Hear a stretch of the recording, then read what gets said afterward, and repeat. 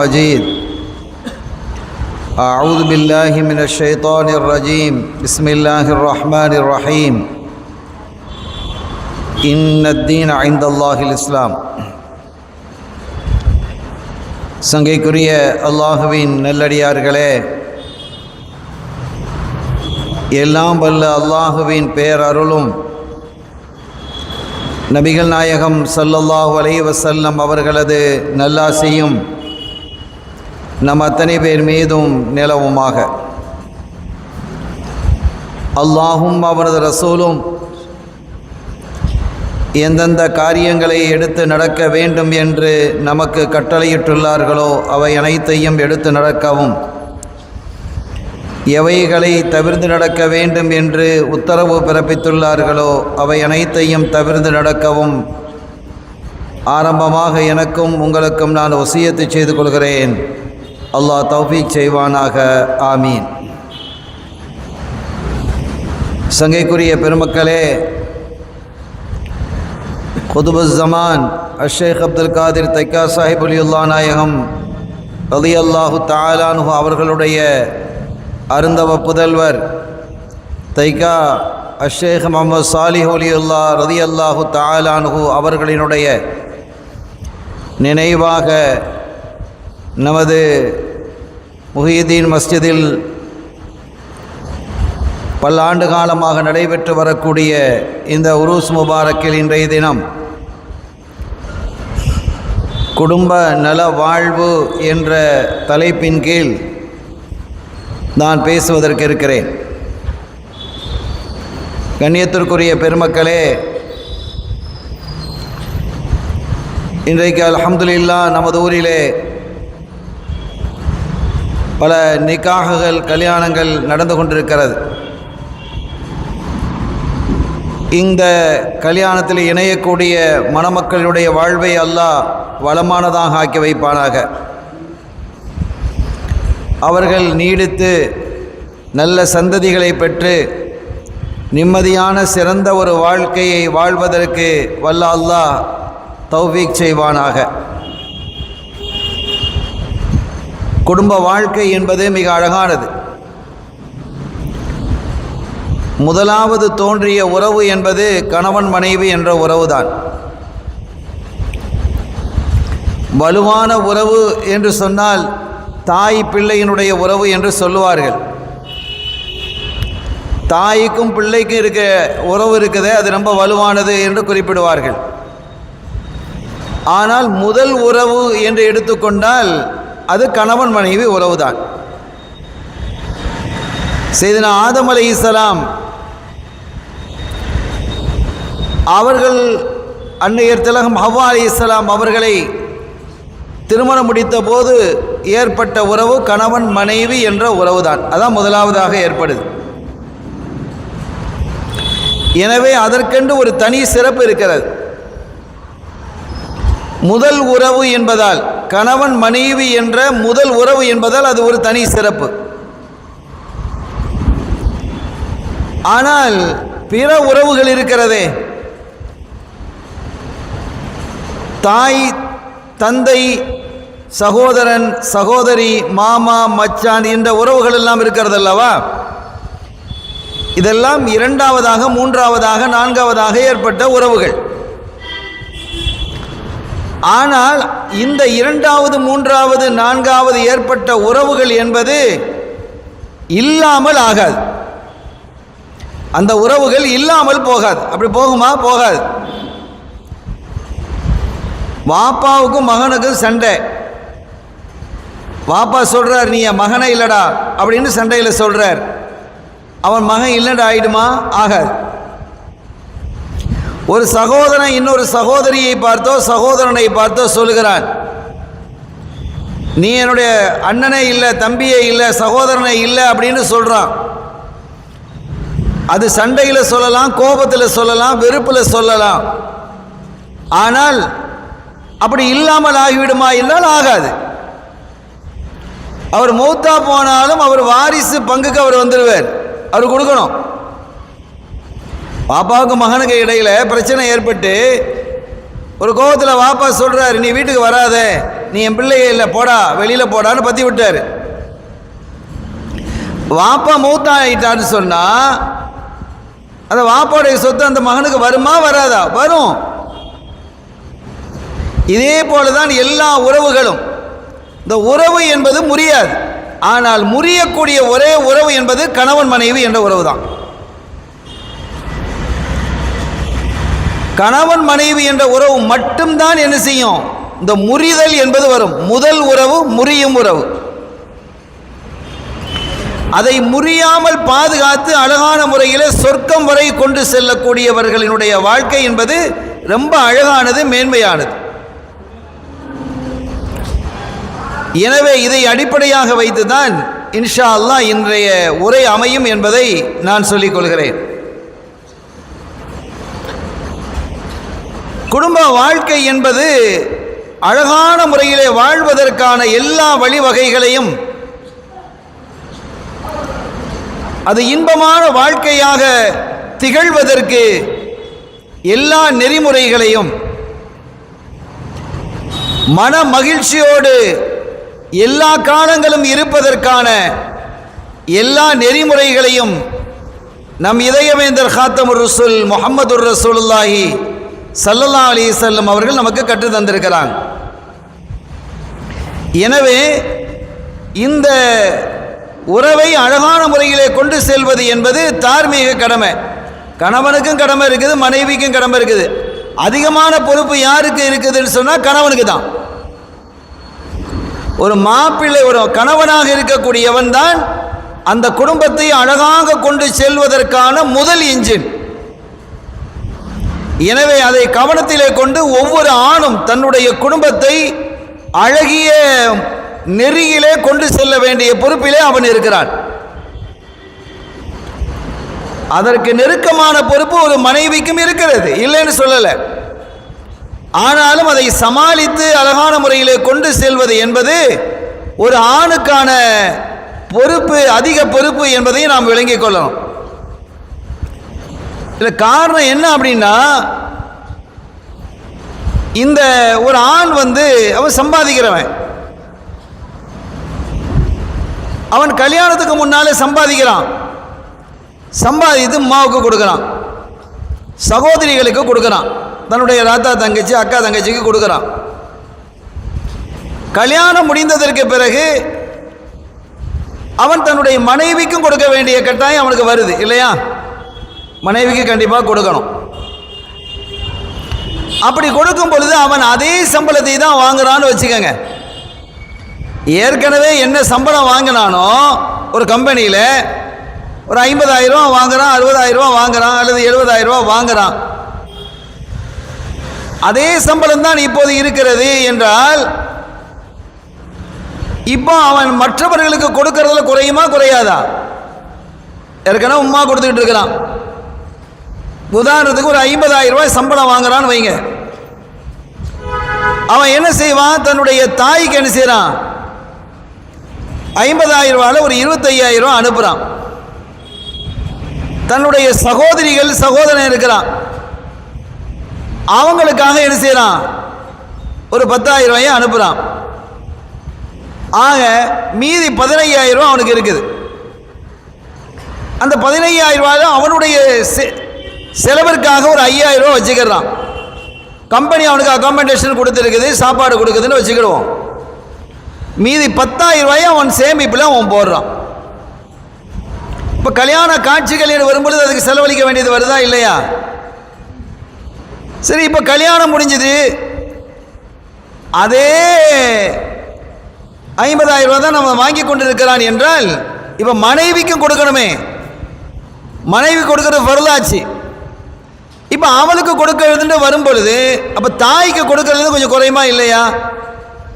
சகோதர சகோதரிகளுக்கு கொடுக்க வேண்டியது குறையுமா இல்லையா? அப்போ அந்த மாதிரி வரும் பொழுது என்ன செய்யறாங்க? கொஞ்சம் மனவேதனை இயல்பாக ஏற்படுது. இந்த ஏற்படக்கூடிய நிலைமை இதை தாய் புரிந்து கொள்ளணும், சகோதரிகள் புரிஞ்சுக்கணும். தாயும் சகோதரிகளும் புரிந்து கொண்டு அதில் இருக்கக்கூடிய யதார்த்தம் என்னங்கிறத நம்ம விளங்கிக்கணும். இதில் என்ன அப்படின்னா, இந்த தோழிமார்கள் இருப்பாங்க சில பேர் கூட, பத்தியா கல்யாணம் முடிச்ச பிறகு ஒன்ற அளவுலாம் குறைஞ்சிட்டான் பாரு, இதுதான் பெரிய ஆபத்தான விஷயம். கல்யாணம் முடிச்ச பிறகு அழகா உனக்கு 5000 தந்துக்கிட்டு இருந்தான், 6000 ரூபா தந்துக்கிட்டு இருந்தான், இப்போ 3000 ரூபா ஆக்கிட்டான், 10,000 ரூபா தந்துக்கிட்டு இருந்தான், 4000 ரூபா ஆக்கிட்டான் அப்படின்ட்டு சொல்றவங்க இருக்கிறாங்களே, இது பெரிய ஆபத்தானவர்கள். அல்லாஹ் ரசூலை விட்டு இந்த பெண்கள் எல்லாம், இத்தகைய பெண்கள், இந்த சொல்லக்கூடிய இந்த மாதிரி போட்டு கொடுக்கக்கூடிய பெண்கள் அல்லாஹ் ரசூலை விட்டு தூரமானவர்கள். அல்லாஹ் தூரமாக்கி வச்சிருவான். ஆனா நல்லா வாழ்ந்துகிட்டு இருக்க குடும்பத்தில் கொண்டு போய் மண்ணள்ளி போடுறது இது. அவனுக்கு கல்யாணம் ஆயிடுச்சு, இப்ப கல்யாணமான மனைவிக்கு கொடுக்கிறது கடமை ஃபர்லுன்னு வரும்போது அவன் என்ன செய்வான்? இப்ப அவனுடைய தேவைகள் அதிகமா இருக்குது, மனைவிக்கு கொடுக்க வேண்டியது ஹக்கு. அவன் சோகம் இல்லாம போனா என்ன செய்யறது? வீடு வாங்கி வீட்டில் தனியாக இருக்க வேண்டியிருக்கு, வீட்டு செலவுகளுக்கு கொடுக்க வேண்டியிருக்கு, இருக்கா இல்லையா? எனவே இப்படியெல்லாம் ஒரு சூழல் உருவாகும் போது அதை புரிந்து கொண்டு நடந்தால் வாழ்க்கை அழகாக இருக்கும். இது ரொம்ப கவனமாக இருக்கணும். அப்ப இந்த ஆணுக்கு என்ன பிரச்சனை அப்படின்னா, ஒரு பக்கத்தில் மனைவியை திருப்திப்படுத்த வேண்டியது இருக்கிறது, இன்னொரு பக்கத்தில் தாயை திருப்திப்படுத்த வேண்டியது இருக்குது. சில சமயம் தாயை தாண்டி சகோதரிகளையும் திருப்திப்படுத்த வேண்டியது இருக்கு. எனவேதான் அதிகமான பொறுப்பும் கவனமும் ஒரு ஆணுக்கு தேவை என்று நம்ம சொன்னோம். இத்தகைய நிலை ஒரு பெண்ணுக்கு இல்லை, அவ தாயோடு தானே இருக்கிறா. எனவே இதை நாம் கவனத்திலே என்ன செய்யணும்? ஒவ்வொரு ஆணும் கவனத்திலே கொண்டு பொறுப்பாக நடந்து கொள்ள வேண்டும் என்பதை இங்கே நாம் குறிப்பிடுகிறோம். அப்படி நடந்து கொண்டால் அப்ப பேலன்ஸ் பண்ணணும். அவர்களுக்கு யதார்த்தத்தை புரிய வைக்கணும், கனிவோடு புரிய வைக்கணும். புரியாமல் நடந்து கொள்ளக்கூடிய சகோதரிகள் தாய், அவர்களிடத்தில் கடுமையாக நடந்து கொள்ளக்கூடாது, வேகமாக நடந்து கொள்ளக்கூடாது. அது குடும்ப உறவை பாதித்துவிடும்,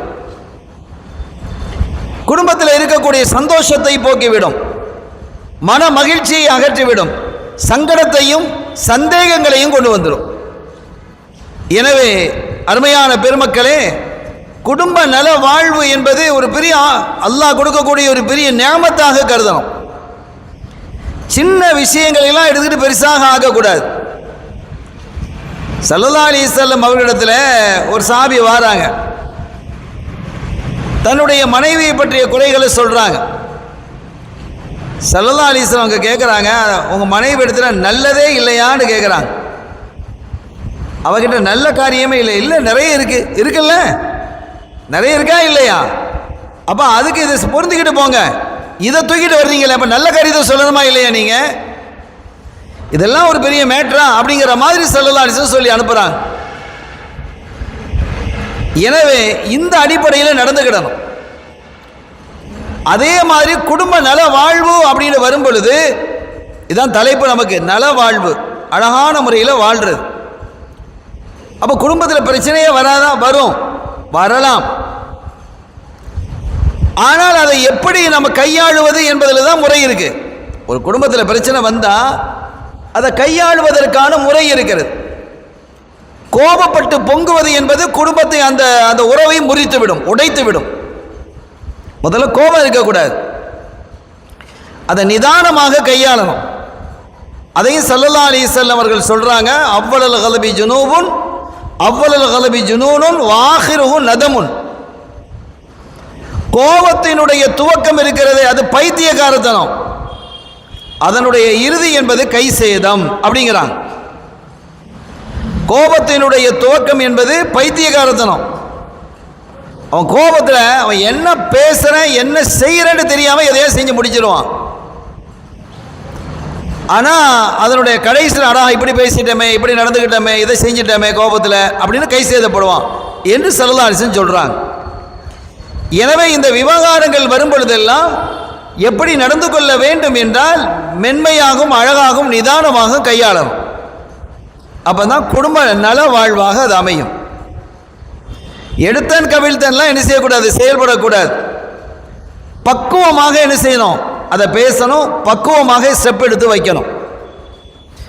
அந்த பொறுப்பு அதிகமாக யாருக்கு இருக்கிறது என்றால் ஒரு ஆணுக்கு தான் இருக்கு, பெண்ணுக்கு இருக்கு, ஆணுக்கு தான் அதிகமாக இருக்கு. அவர் கவனமாக என்ன செய்யணும், தன்னுடைய வாழ்க்கையை மென்மையாக அப்படியே நகர்த்தி கொண்டு போகணும். சமாதான பாதையை நோக்கியே நடக்கணும். எதிர்வினை ஆற்றக்கூடாது. உமர் ரலியல்லாஹு தஆலா அன்ஹு எல்லாருக்கும் தெரிஞ்ச விஷயம்தான். உமர் ரலியல்லாஹு தஆலா அன்ஹு கலீஃபாவாக இருக்கிறாங்க. எவ்வளோ கண்டிஷனான ஆளுங்கிறது எல்லாருக்கும் தெரியும். ஷைத்தானே பயப்படுவான். அவங்க வீட்டில் இருக்கிறாங்க. ஒரு மனிதர் வாராரு. வந்துட்டு உமர் ரலியல்லாஹு அன்ஹு வீட்டு வாசல் வரைக்கும் வந்துட்டு டக்குன்னு திரும்பிட்டு போயிட்டார். இதை உமர் ரலியல்லாஹு அன்ஹு பார்த்துட்டாங்க. அவங்க எல்லாமே கீழே வர்றாங்க. ஜனாதிபதியாக இருக்கிறாங்க. அப்போ சாதாரண அந்த மனிதரை அழைச்சி, என்னப்பா வந்தீங்களே, வந்துட்டு திருப்பி போகிறீங்களே என்ன அப்படின்னு சொல்லி கேட்குறாங்க.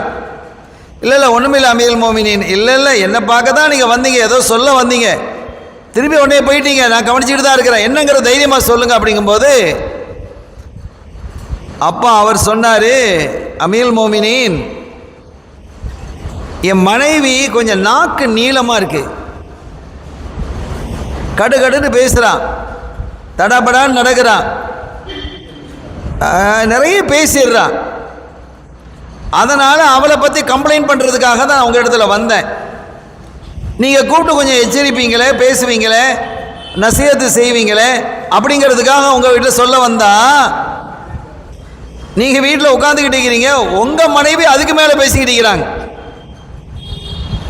உங்கள் மனைவி உங்களை நோக்கி என்ன செய்கிறாங்க, கொஞ்சம் கடுமையாக பேசுகிறாங்க. அப்போ நான் விளங்கிக்கிட்டேன், எல்லா வீட்லையும் இப்படி தான் இருக்கும் போல இருக்கு, அமீருல் மோமினீன் வீட்டிலே இப்படி இருக்கு அப்படின்னு அந்த மனிதர் சொன்னார். அப்பா சையதுனா உமர் ரலியல்லாஹு தஆலா அவர்கள் சொன்னார்கள், இந்த பாரு, என்னுடைய பிள்ளைகளை சிரமப்பட்டு பெத்தெடுத்திருக்கிறான் இல்லையா. குழந்தை பெறுறதுல யாருக்கு பிரச்சனை, சங்கடம்? ஒரு பெண்ணுக்கு தானே, மனைவிக்கு தானே. நம்ம ராகத்தான் இருக்கிறோம். அவ படாத பாடுபட்டு சக்கராத்து சானியா, இரண்டாவது சக்கராத்துன்னு அதுக்கு பேரு. அவ்வளவு கடுமையாக குழந்தையை பெற்றெடுக்கிறான். நாம ராத்திரி அல்ஹம்துலில்லாஹ் தூங்குறோம், புள்ள மனைவி தூங்குவாவா? புள்ள தூங்குனாதான் அவ தூங்குவா. ஒரு தாய் எப்போ தூங்குறா? புள்ள தூங்கணும். புள்ள முழிச்சிருந்தா அது முழிச்சிருப்பா. புள்ள தூங்குற நேரம் தான் இவ தூங்க முடியும், புள்ள முழிச்சிருக்கிற நேரம் தான் இவ முழிக்க முடியும். நேரம் காலம் இல்லாமல் முடிச்சுக்கிட்டு இருக்கணும். ராத்திரி 1 மணி 2 மணி 3 மணிக்கெல்லாம் முடிச்சுக்கிட்டு இருக்க வேண்டியது இருக்கும். இதெல்லாம் என் பிள்ளைக்காக வேண்டி என் மனைவி படாத பாடுபடுறா, எனக்கு சமைச்சு தர்றா, என்னுடைய துணிமணிகளை தப்பி தர்றா, நான் நோய் வாய்ப்பட்டால் எனக்கு மருத்துவம் பார்க்குறா, மருந்து பூசி விட்றா. இதெல்லாம் செய்யும்போது, இவ்வளவு சிறப்பாக அவன் நடந்து கொண்டு இருக்கும்போது, சில வார்த்தைகள் அவன் பேசுனாங்கிறதுக்காக வேண்டி நான் எதுக்கு திருப்பி பேசுகிறேன், கொஞ்சம் அமைதியாக இருந்தால் என்ன வந்துடுச்சுங்கிறான். நாங்கள் ஸல்லல்லாஹு அலைஹி வஸல்லம் அவர்களிடத்தில் பாடம் படித்திருக்கிறோம். உம்மஹாத்துல் மோமினீன் கண்மணி நாயகம் ஸல்லல்லாஹு அலைஹி வஸல்லம் அவர்களுடைய மனைவிமார்கள் சில சமயம் சத்தத்தை உயர்த்தி பேசுவாங்க, ரசூலுல்லாஹ் அமைதியாக இருப்பாங்க. அப்படித்தான் நாங்கள் படிச்சிருக்கிறோம் அவங்கள்ட்ட. அப்போ ஒரு ஆள் பேசும்போது இன்னொரு ஆள் என்ன செய்யணும், அமைதியாகிடணும். 2 பேரும் பேசினா என்ன ஆகும்? லரபை யத்ரிபு தர்பன், சர்ஃப் நடந்துடும். அப்போ அந்த சர்ஃப் அங்கே வந்துடும். இனிமே என்ன நடக்கணும் அப்படின்னா, ஒரு ஆள் சத்தத்தை உயர்த்திட்டாங்கன்னா இன்னொரு ஆள் அமைதியாகிடணும். இது நமக்கு மார்க்கம் சொல்லி தருது. ஸல்லல்லாஹு அலைஹி வஸல்லம் வாழ்க்கை அப்படி தான் இருந்ததுன்னு சஹாபிகள் சொல்கிறாங்க. அப்போ நம்ம அதை பின்பற்றணுமா இல்லையா?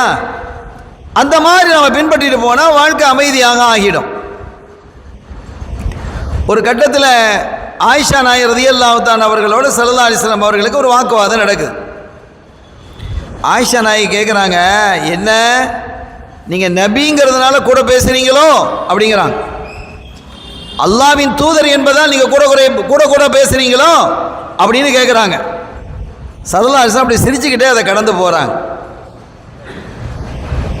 இன்னொரு விஷயத்தில் நீங்கள் பாருங்கள், நம்ம அடிக்கடி கல்யாண வீடுகளெல்லாம் கூட இதை பேசுவது உண்டு. ஒரு நாள் ஸல்லல்லாஹு அலைஹி வஸல்லம் அவர்கள் ஆயிஷா நாயகி ரலியல்லாஹு தஆலா அன்ஹா அவர்களுடைய நாள் அது, அவங்க வீட்டில் திடீர்னு ஆயிஷா நாயகி முழிச்சு பார்க்குறாங்க, ரசூலுல்லாஹ்வை காணோம். பக்கத்தில் படுத்திருந்த ரசூலுல்லாவை காணோம். இவங்களுக்கு சர்ன்னு கோவம் வந்துடுச்சு. ஆஹா, என்னுடைய நாளில் அவங்க எங்கே போயிட்டாங்க? என்ன வந்திருக்கும்? பக்கத்தில் ஹப்சா நாயி வீடு இருக்குது, ஜைனப் நாயி வீடு இருக்குது, ஜுவைரியா நாயி வீடு இருக்குது, இப்படி மற்ற மனைவிமார்கள் வீடு இருக்கும் இல்லையா, அங்கே போயிருக்கலாம் அப்படிங்கிற எண்ணம் வருது. எனவே வர்றாங்க, வந்து பார்த்தா வீட்டு கதவு சாத்தி வச்சுக்கு, தாழ்பால்லாம் ஓப்பன் ஆகி தான் இருக்குது, சாத்தி வச்சுட்டு போயிருக்கிறாங்க. இவங்க அப்படியே வந்தாங்க. சில அறிஞர்கள் எழுதுவாங்க, ரசூலுல்லாவுடைய அந்த மனம், ஸல்லல்லாஹு அலைஹி வஸல்லம் தெருவில் நடந்து போனால் மனம் இருக்கும் இல்லையா, அந்த மனத்தை பிடிச்சிக்கிட்டே வந்து பார்த்தா ஜன்னத்துல் பக்கீயிலே மரணித்தவர்களுக்காக துஆ செஞ்சுக்கிட்டு இருக்கிறாங்க ஜியாரத்தில். அப்போ டக்குன்னு என்ன செஞ்சுட்டாங்க, திரும்பி வந்து வேகமாக கடன்னு வந்து ரசூலுல்லாஹ் ஜியாரத்தை முடிக்கிறாங்க, அந்த துஆவை முடிக்கிறாங்க. தன்னை பார்த்துடக்கூடாது அப்படிங்கிறதுக்காக வேண்டி வேகமாக வந்து என்ன செஞ்சுட்டாங்க, படுத்துட்டாங்க, தூங்குற மாதிரி இருந்துக்கிட்டாங்க. ஸல்லல்லாஹு அலைஹி வஸல்லம் அவர்கள் வந்தாங்க. வந்து அவங்க தூங்கிக்கிட்டு இருக்க மாதிரில இருக்கிறாங்க. ஆயிஷா நாயிட்ட கேட்குறாங்க, ஆயிஷா ஹல் ஜா அக்கி ஷைத்தானுக்கி அப்படின்னு கேட்குறாங்க. ஹல் ஜா அக்கி ஷைத்தானுக்கி, உன்னுடைய ஷைத்தான் உங்ககிட்ட வந்தானா அப்படின்னு கேட்குறாங்க. ஷைத்தான் வந்தானான்னு கேட்டால் வேற, உன்னுடைய ஷைத்தான் உங்ககிட்ட வந்தானான்னு கேட்டால் எப்படி இருக்கும்? கொஞ்சம் யோசிச்சு பாருங்க. ஷைத்தான் வந்தானா அப்படின்டா அது ஒரு பொது விஷயம். ரசூலா எப்படி கேட்குறாங்க, ஓன் ஷைத்தான் உங்ககிட்ட வந்தானான்னு கேட்குறாங்க. ஆயிஷா நாயி எவ்வளோ பெரிய அறிவாளி, சட்டுன்னு புரிந்து கொண்டு, இப்போ தூங்குற மாதிரி தான், தூங்கலாம் இல்லை, டக்குன்னு எழுப்பிட்டாங்க. எழும்பி அவங்களுக்கு கோவம் வந்துடுச்சு, இந்த வார்த்தையை பொறுக்க முடியல அவங்களால. என்ன கேட்டாங்க தெரியுமா? என்ன கேட்குறாங்க, இந்த ஷைத்தானுக்கு உன்னுடைய ஷைத்தான்னு சொன்ன வார்த்தை, ஷைத்தான் வந்தானா அப்படின்னு கேட்டால் சந்தேகம். நான் மற்ற மனைவிக்கு உங்களுக்கு உள்ள நாளில் உங்கள் நாளில் வந்து வேறு ஆட்களுக்கு வேறு மனைவிட்ட போயிட்டனோ, ஹப்சான் ஆகிட்டையோ ஜுவைரியான் ஆகிட்டையோ ஜைனப் ஆகிட்ட போயிட்டானோ அப்படிங்கிற அடிப்படையில் ஒரு சந்தேகம். அதை தான் சொல்கிறாங்க. அந்த எண்ணம் தான் அவங்களுக்கு வந்தது. அது ஷைத்தான் வந்தானான்னு கேட்டிருக்கலாம். ஆனால் ஓன் ஷைத்தான் வந்தானா அப்படின்னு கேட்டால் அது எப்படி? எனக்குன்னு தனி ஸ்பெஷலாக ஷைத்தான் இருக்கிற மாதிரில இருக்குது என்ற அடிப்படையில் அவங்க டக்குன்னு எழும்பி உட்காந்து கேட்டாங்க. அப்படின்னா எனக்கு ஒரு ஷைத்தான் இருக்கிறானா, உங்களுக்கு ஒரு ஷைத்தான் இருக்கிறானான்னு கேட்குறாங்க. யாரை பார்த்து கேட்குறாங்க? யாரை பார்த்து கேட்குறாங்க? ஸல்லல்லாஹு அலைஹி வஸல்லம் கண்மணி நாயகம் ஸல்லல்லாஹு அலைஹி வஸல்லம் பார்த்து கேட்குறாங்க. கொஞ்சம் யோசிங்க. ஸல்லல்லாஹு அலைஹி வஸல்லம் இப்போ இதில் இந்த வார்த்தை நம்மகிட்ட கேட்டால், யாராவது நம்முடைய மனைவி கேட்டால் என்ன ஆகியிருக்கும்? கண்ணை வீங்கிருமா இல்லையா? நம்முடைய கைகள் செவந்துருமா இல்லையா? ஸல்லல்லாஹு அலைஹி வஸல்லம் அவர்கள் ரொம்ப புன்முறுவல் பூத்துக்கிட்டு அப்படி சிரிச்சுக்கிட்டு அவங்க சொன்னாங்க, ஆமாம் எனக்கும் ஒரு ஷைத்தான் இருக்கிறான். ஃபாஸ்லமா வாத்தானி, அவன் என்ன செஞ்சான் தெரியுமா? அல்லாஹ் எல்லாருக்கும் ஒரு ஷைத்தானை வச்சிருக்கிறான். அல்லாஹ் எல்லாருக்கும், எனக்கு ஷைத்தான் இருக்கிறான்னு கேட்குறீங்களே ஆயிஷா, எனக்கு ஒரு ஷைத்தான் இருக்கிறான். ஆனால் அவன் இஸ்லாம் ஆகிட்டான், எனக்கு வழிபட்டு எனக்கு ஹிதுமத்து செஞ்சுக்கிட்டு இருக்கிறான். அவன் இஸ்லாம் ஆகி எனக்கு வழிபட்டு, அப்போ அது ஸ்பெஷல். வேற எந்த ஷைத்தானாவது இஸ்லாத்துக்கு வருவானா? அவன் அவன் இஸ்லாம் ஆகிட்டான். வாத்தானி, அவன் எனக்கு வழிபட்டு நான் சொல்றதை கேட்டு அவன் நடந்துக்கிட்டு இருக்கிறான் அப்படின்னா. அது எப்படி சொல்றாங்க? அப்படி சிரிச்சுக்கிட்டே மென்மையாக சொன்னாங்க. இப்போ என்ன அப்படின்னா, சில வார்த்தைகள் அந்த மாதிரி வரும்போது நம்ம அதை மென்மையாக என்ன செய்யணும்? கையாளணும். கோபப்படக்கூடாது. அதை விகடமாக திருப்பி விட்டுறணும். அது எவ்வளோ கோபத்தில் வந்தாலும் சரி, அதை உள்வாங்கி கொண்டு அதை மென்மையாக திருப்பி விடுவது தான் நம்முடைய தன்மையாக இருக்கிறோம். குறிப்பாக ஒரு ஆணினுடைய தன்மையாக இருக்கணும். கண்ணியத்திற்குரிய பெருமக்களே, வாழ்க்கை என்பது ரொம்ப அழகான ஒரு வாழ்க்கை. அல்லாஹ் தஆலா பாருங்க, ஒவ்வொரு ஸ்டெப்பாக பாருங்க.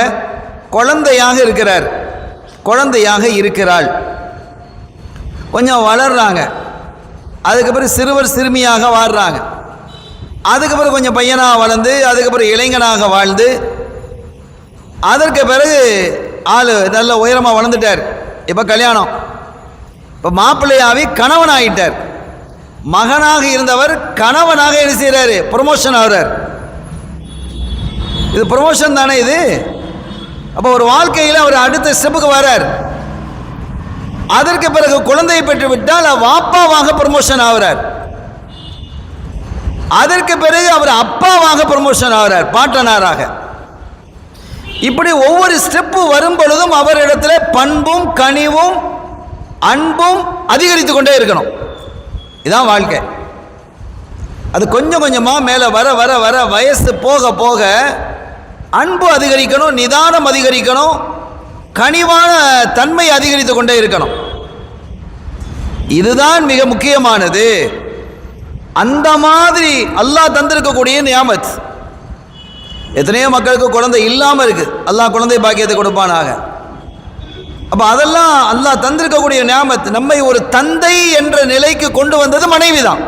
ஒரு மனைவி நினைக்கணும் நம்மை மலடி அல்ல, நம்ம ஒரு தாயினுடைய நிலைக்கு கொண்டு வந்த நம்முடைய கணவன் தான் அப்படின்னு நினைக்கணும். அது ஒரு பெரிய பாக்கியமா இல்லையா? தாய் தந்தையர்களாக மாறுவது என்பது அது ஒரு பெரும் அருள், அது பெரும் பாக்கியம். எத்தனை நபிமார்கள் குழந்தை இல்லாத போதெல்லாம் ரப்பனா ஹப்லனா மின் அஸ்வாஜினா, எங்களுடைய மனைவிமார்களிலிருந்து எங்களுக்கு குழந்தைகளை தான் அப்படின்னு கேட்டுக்கிறாங்க. ரப்பி ஹப்லி.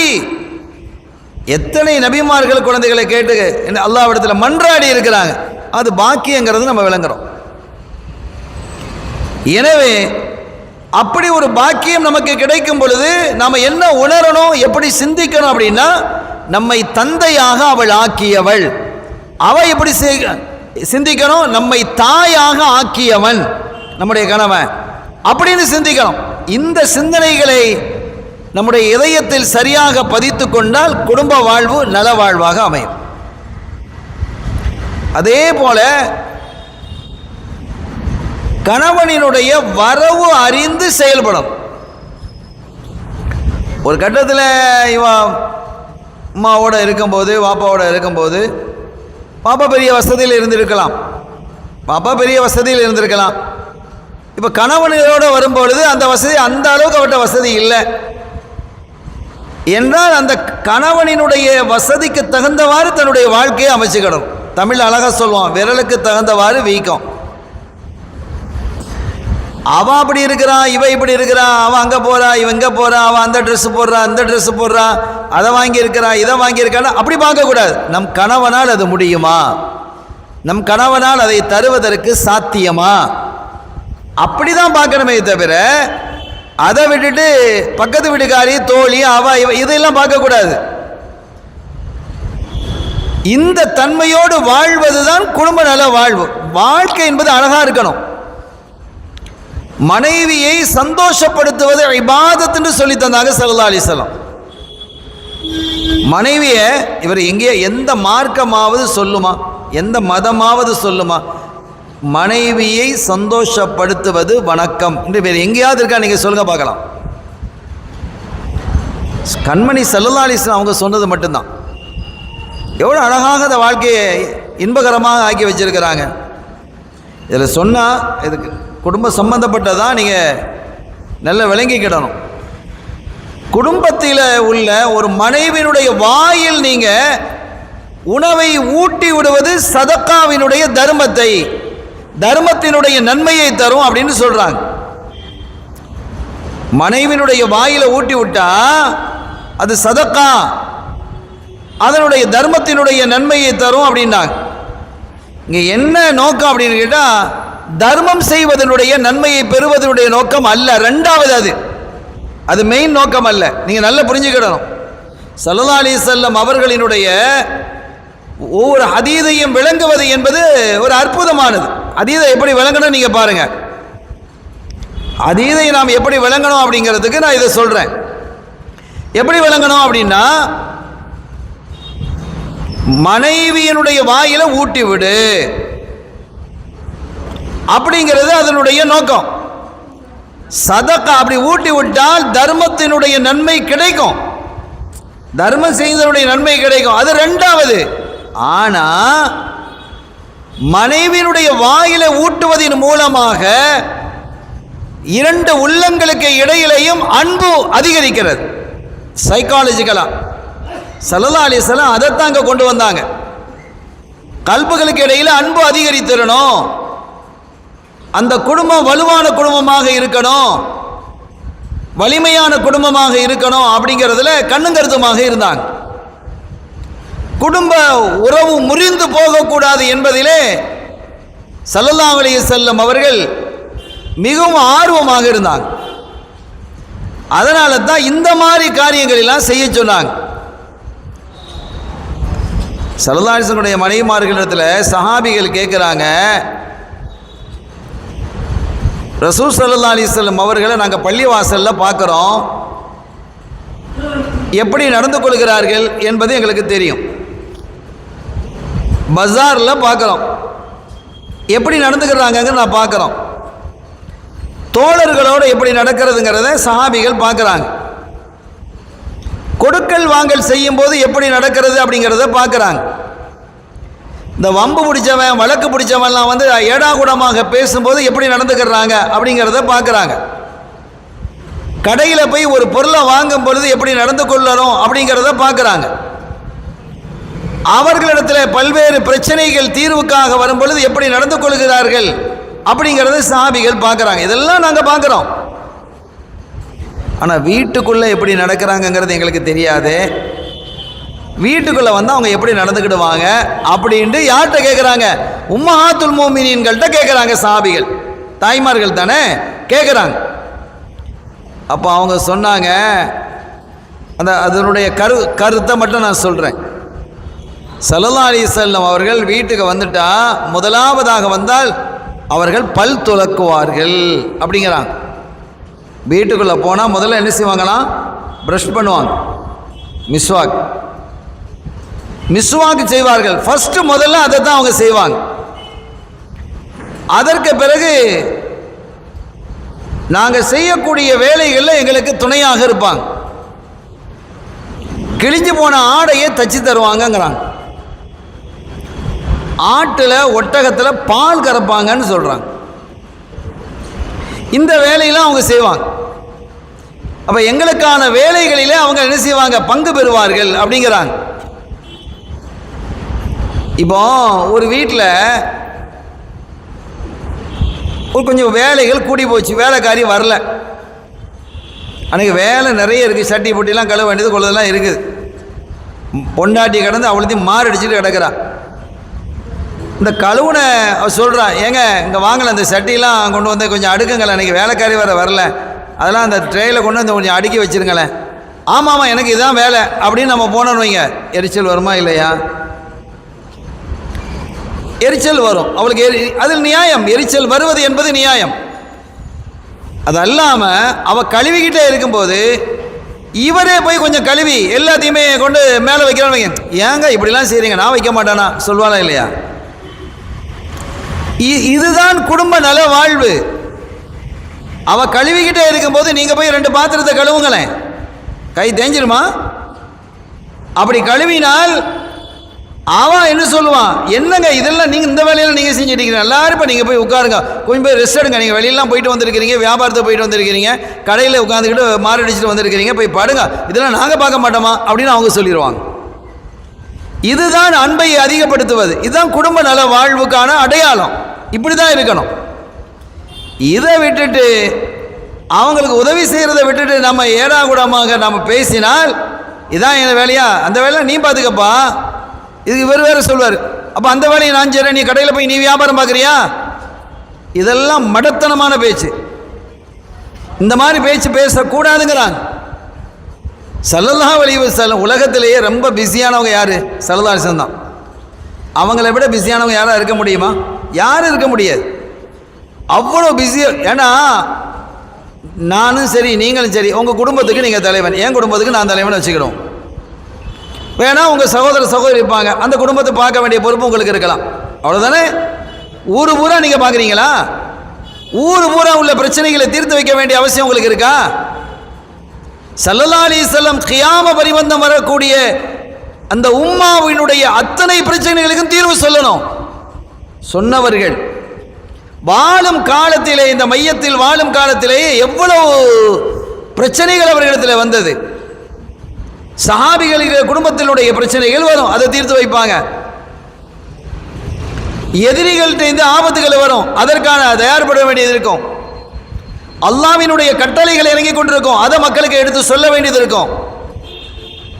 அந்த ஆயத்துக்களுக்கான விளக்கங்களை சொல்ல வேண்டியது இருக்கும். பல இடங்களிலிருந்து தூதர்கள் வந்துகிட்டு இருப்பாங்க, அவர்களோடு அவங்க என்ன செய்யணும், பேச்சுவார்த்தை நடத்தி அவர்களுக்கு இந்த தீனை பற்றியே தான் கொண்டு வந்த இந்த சத்தியத்தினுடைய வெளிச்சத்தை அவர்களுக்கு போதிக்க வேண்டிய அவசியம் இருக்கும். இப்படி எண்ணற்ற விஷயங்கள் அவங்களுக்கு பிஸியாகவே இருந்துட்டு இருப்பாங்க. ஆனால் ஒரு நாளும் டென்ஷன் ஆனது இல்லை. நமக்கு 2 வேலைக்கு மேலே 3 வேலை வந்ததுன்னு வைங்க, ஒரு பிரச்சனைக்கு மேலே 2வது பிரச்சனை வந்தது, 2வது பிரச்சனைக்கு மேலே 3வது பிரச்சனை வந்தால் தலை சுற்றுது, வெடிக்குது, வரவன்ட்டெல்லாம் கோவப்பட ஆரம்பிச்சிடுறோம். வீட்டில் நம்ம என்ன செஞ்சிடுவோம், சூடாயிரும். கடையில் ஏதாவது விவகாரம் இருந்திருக்கும், தொழில்துறையில் ஏதாவது பிரச்சனை இருந்திருக்கும், கொடுக்கல் வாங்கல பிரச்சனை இருந்திருக்கும், கடன் தொல்லைகள் இருந்திருக்கும். அதோட வீட்டுக்கு வருவோம், வீட்டில் அவள் கிண்டலாக ஏதாவது ஒரு கேள்வி கேட்டிருப்பான். என்ன இன்னைக்கு ரொம்ப குஷியாக வர்றாப்புல இருக்குது, அவன் அடிபட்டுட்டு வந்திருப்பான். அவன் சிக்கல் ஆக சிக்கி சின்ன பின்னமாய் வீட்டுக்கு வந்திருப்பான். இவன் அதை தெரியாமல் என்ன செஞ்சிருப்பான், என்ன ரொம்ப குஷியாக வர்ற மாதிரி இருக்குது அப்படின்ட்டு. என்ன நடக்கும்? அப்போ அவன் வந்து ஒரு சந்தோஷத்தை என்ன செய்ய, சந்தோஷத்தில் அவள் சொல்கிறான். அவளுக்கு நடந்த என்னதுங்கிறது தெரியாது, இதானே இயல்பு. அப்போ நம்ம என்ன செஞ்சுக்கிடணும், நாம் எதை எப்படி எடுத்துக்கணும், ஒரு கணவன்கிற அடிப்படையில் அவள் பேசுகிறான். ஆயிஷா நாயகி ஸல்லல்லாஹு அலைஹி வஸல்லம் பார்த்து கேட்டாங்களா இல்லையா? எந்த அடிப்படையில்? தன்னுடைய கணவன்கிற அடிப்படையில். தன்னுடைய கணவன்கிட்ட தனக்கு உரிமை இருக்குதுன்னு நினைச்சாங்க. அந்த உரிமையிலே சில விஷயங்களை கேட்கும் பொழுது நம்ம என்ன செய்யணும், அதை பொருந்தி கொண்டு வரணும். அருமையான பெருமக்களே, நான் ஏதோ பேசிக்கிட்டு போகிறேன் அப்படிங்கிற மாதிரி இருக்காம நம்ம வாழ்க்கையில் இப்படி கொண்டு வரணும் அப்படின்னு நினைங்க. நானும் சரி, நீங்களும் சரி. நம்ம வாழ்க்கையை அழகாக ஆக்கிடணும், நம் பிள்ளைகளுடைய வாழ்க்கையை அழகாக ஆக்கிடணும், நம் சந்ததியினுடைய வாழ்க்கையை அழகாக ஆக்கிடணும் அப்படின்னு நம்ம ஒவ்வொரு தாயும் தந்தையும் நினைக்கணும், ஒவ்வொரு ஆணும் பெண்ணும் நினைக்கணும். அதுதான் வாழ்க்கை. குடும்ப வாழ்க்கைங்கிறது அழகு. என்னுடைய கௌரவத்தை பார்த்துக்கிட்டு என்னுடைய அந்த ஸ்டேட்டஸ் நான் எப்படி தெரியுமா, அப்படியா இப்படியா நான் விட்டு கொடுக்க மாட்டேன், இதெல்லாம் குடும்பத்தை சிதைச்சிரும். இது அல்லாஹ் ரசூல் விரும்ப மாட்டாங்க. எவ்வளவு பணிந்து போயிருக்கிறாங்க ஸல்லல்லாஹு அலைஹி வஸல்லம், எவ்வளவு கனிவாக போயிருக்கிறாங்க ஸல்லல்லாஹு அலைஹி வஸல்லம். உங்களுக்கு தெரியுமா, எத்தனை விஷயங்களை நம்ம பார்க்குறோம், எத்தனை விஷயங்களை பார்க்குறோம். கண்மணி நாயகம் ஸல்லல்லாஹு அலைஹி வஸல்லம் அவர்களுடைய அருமை மகளார், மூத்த மகளார் ஜைனப் நாயகர் ரலியல்லாஹு தஆலா அன்ஹா, அவர்களுடைய கணவர் ரசூலுல்லாஹ்வுடைய மருமகனார், ரசூலுல்லாஹ் ஸல்லல்லாஹு அலைஹி வஸல்லம் உடைய மூத்த மருமகனார் ஜைனப் நாயகனுடைய கணவர். இஸ்லாத்துக்கு வரல ஆரம்பத்தில். பத்ர் யுத்தத்தில் ஸல்லல்லாஹு அலைஹி வஸல்லம் அவர்களை எதிர்த்து போராடுறாங்க. யாரு? ரசூலுல்லாஹ்வினுடைய மருமகன், ஸல்லல்லாஹு அலைஹி வஸல்லம் உடைய மருமகனார் ஜைனப் நாயகியினுடைய கணவர் பத்ர் களத்திலே முஸ்லிம்களுக்கு எதிராக போரிட்டு முஸ்லிம்களால் கைது செய்யப்பட்டார். கடைசியில் அந்த கைதி 70 கைதிகள் அவங்களும் ஒரு ஆளு, அவங்களும் ஒரு ஆளாக இருந்த பொழுது ஒரு கட்டத்தில் அவர்களை விடுதலை செய்ய வேண்டியது வருது. அவர்களை விடுதலை செய்ய வேண்டியது வருது. சும்மா விடுதலை செய்யலை, தன்னுடைய மருமகன் தானே அப்படின்ட்டு அதற்காக நஷ்டஈட வாங்கிட்டு தான் அது இன்னொரு ஷரத்தை ரசூல் போட்டாங்க. உங்களை நான் விடுதலை செய்கிறேன், நஷ்டஈட வாங்கிட்டு விடுதலை செய்கிறேன், ஆனால் என் மகள் ஜைனபை நீங்கள் என்னிடத்துல ஒப்படைச்சிடணுன்னாங்க. அதற்கான விரிவாக எதுக்கு அப்படி சொன்னாங்கன்னா அது விரிவாக பேச வேண்டிய விஷயம். அந்த மாதிரி நிலையிலும் கூட தன்னுடைய மருமகனிடத்தில் ரொம்ப கனிவாக தான் ரசூல் நடந்தாங்க. அதுக்கு பிறகும் ஏன் அப்படின்னா தன்னுடைய மகள் வேதனைப்பட்டுறக்கூடாது, அவங்களுக்கு கணவர் தானே. அப்போ அவங்க இஸ்லாத்தை ஏற்றுக்கிட இல்லையே, இது ரசூலுல்லாஹ்வுடைய அல்லாஹ்வின் தூதருடைய மகளோ எப்படி அவங்க கணவன் மனைவியாக இருந்தாங்கன்னா அந்த காலத்தில் அது ஆரம்ப காலத்தில் ஆகமாக இருந்தது. அது பிந்திய காலத்தில் ஹிஜ்ரி 5ஆம் வருஷம்தான் அந்த தடை வந்தது. ஒரு முஸ்லீம் அல்லாத பெண் ஒரு முஸ்லீம் அல்லாத ஆணை கல்யாணம் முடிக்க முடியாது. முஸ்லீமான ஆண் முஸ்லீம் அல்லாத பெண்ணை கல்யாணம் முடிக்க முடியாது. பின்னால் வந்த சட்டம், அதெல்லாம் பின்னால் வந்தது. அப்போ அந்த உறவு மூலம் கல்யாணம் முடிக்கலாம் அப்படிங்கிறது ஆகுமாக இருந்த காலம் அது. அப்போ அந்த நேரத்திலையும் ஆனால் உண்மையிலேயே அவங்களுடைய மருமகனை பற்றி ஸல்லல்லாஹு சொல்லும்போது, என்னுடைய மருமகனார் ரொம்ப கருணையானவர், அன்பானவர், ஒழுக்கமானவர், பண்பானவர்னு சொல்லி காட்டுறாங்க. இஸ்லாத்தில் வரலன்னாலும் கூட அவங்களுடைய குண ஒழுக்கத்தை குறைச்சி பேசலை, குறைகளை பேசலை, நிறைகளை பேசினாங்க ஸல்லல்லாஹு அலைஹி வஸல்லம். அதற்கு பிறகு அவங்க என்ன செஞ்சிட்டாங்க, இஸ்லாத்துக்கு வந்துட்டாங்க. அது அழகான ஒரு செய்தி, அது அழகான ஒரு வரலாறு. அப்புறம் அவங்களுடைய மருமகனார் இஸ்லாத்துக்கு, ஸைனப் நாயகினுடைய கணவர் இஸ்லாத்துக்கு வந்துட்டாங்க. அது நீண்ட செய்தி. நாம் என்ன சொல்ல வருகிறோம், வீட்டில் சில சமயங்களில் சில முன்பின் விஷயங்கள் அப்படி நடக்கும்போது நம்ம கொஞ்சம் அட்ஜஸ்ட் பண்ணி எல்லாரும் போயிடணும். அது அல்லாமல் பிடித்து நிற்போமையானால் சங்கடமான நிலைகள் உருவாகிடும். என்ன செய்யக்கூடாது, பிடித்து நிற்கக்கூடாது. சங்கடமான நிலைகள் உருவாகி வீட்டில் கலவரமாக ஆகிடும். குடும்ப வாழ்க்கைங்கிறது அழகாக இருக்கணும். அதே போல ஒரு குடும்பத்தில் ஒருத்தர் நல்ல வசதியாக இருக்கிறாரு. அப்போ அவன் என்ன செய்யணும், கொஞ்சம் வசதியாகவே கூடுதலாகவே தன்னுடைய குடும்பத்துக்கு கொடுக்கணும். ஒரு ஹதீஸ் வருது,